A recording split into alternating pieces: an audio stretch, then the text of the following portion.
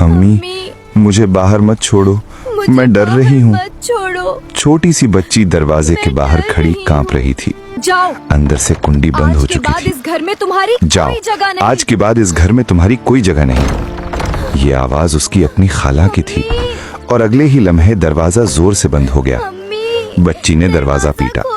अम्मी, अम्मी, दरवाजा खोलो। मगर अंदर मुकम्मल खामोशी छा गई, जैसे उसका कोई था ही नहीं। छोटे से गांव के कच्चे रास्तों पर वो बच्ची अकेली खड़ी थी।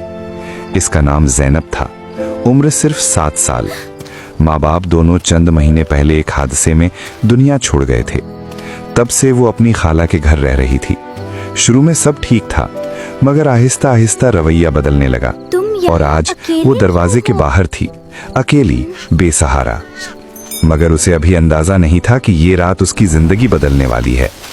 रात गहरी होती जा रही थी, हवा तेज थी, दरख्तों की आवाजें डरा रही थी। ज़ैनब ने अपने छोटे से दुपट्टे को जोर से लपेट लिया। अम्मी, आप कहाँ हो?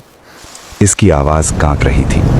वो आहिस्ता आहिस्ता चलने लगी, बगैर किसी सिमत के, लेकिन उसे नहीं मालूम था कि आगे क्या होने वाला है। चलते चलते वो गांव के किनारे पहुंच गई। वहां एक पुराना सा छोटा घर था।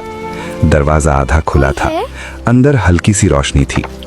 ज़ैनब ने हिम्मत करके दरवाजा खटखटाया। कोई है? कुछ लम्हों बाद एक बूढ़ी औरत बाहर आई। बेटी, तुम इस वक्त यहाँ अकेली क्या कर रही हो? ज़ैनब फूट फूट कर रो पड़ी। मुझे घर से निकाल दिया, मेरे पास कोई नहीं। आओ अंदर। बूढ़ी औरत की आंखें नर्म हो गईं।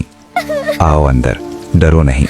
ज़ैनब आहिस्ता से अंदर गई, मगर उसे नहीं मालूम था कि ये औरत कौन है और इसके दिल में क्या छिपा है। घर बहुत सादा था, एक चारपाई, एक चूल्हा और चंद बर्तन। बूढ़ी औरत ने उसे पानी दिया। और अब कहाँ नाम क्या है तुम्हारा? ज़ैनब। और अब कहाँ जाओगी? ज़ैनब ने खामोशी से सर झुका लिया। जवाब उसके पास था ही नहीं। अगली सुबह ज़ैनब की आंख खुली तो वो एक नर्म बिस्तर पर थी। पहली बार कई दिनों बाद उसे सुकून मिला था।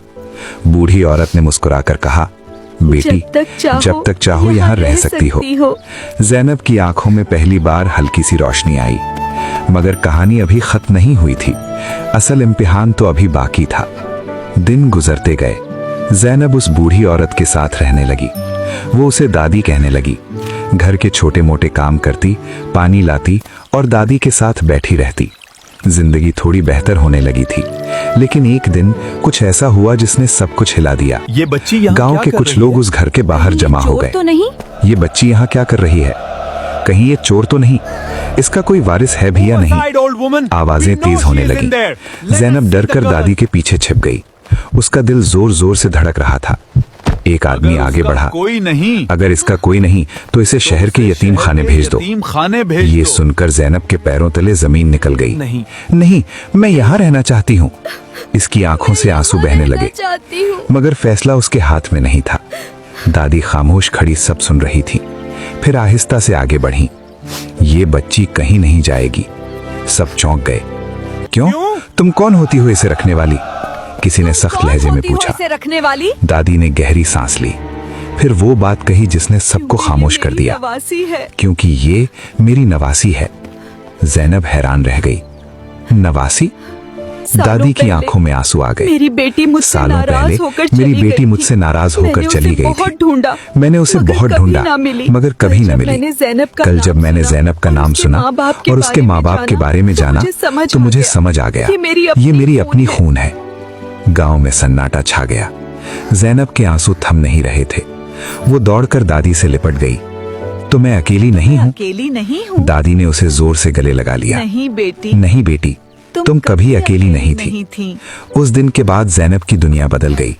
अब वो दरवाजे के बाहर रोने वाली बच्ची नहीं थी, बल्कि एक घर की रोशनी बन चुकी थी। कुछ दिन बाद खाला भी वहां आई, आंखों में शर्मिंदगी। मुझे माफ कर दो, मैंने बहुत बड़ी गलती की। ज़ैनब ने खामोशी से दादी की तरफ देखा, फिर आहिस्ता से कहा, मैंने माफ कर दिया। जो इंसान मुश्किल वक्त में छोड़ जाए वो रिश्ता नहीं होता, और जो अंधेरे में हाथ थाम ले वही असल अपना होता है। कभी कभी अल्लाह हमें वहां से निकालता है जहां हम रो रहे होते हैं, ताकि हमें वहां पहुंचा दे जहां हम वाकई के हकदार होते हैं।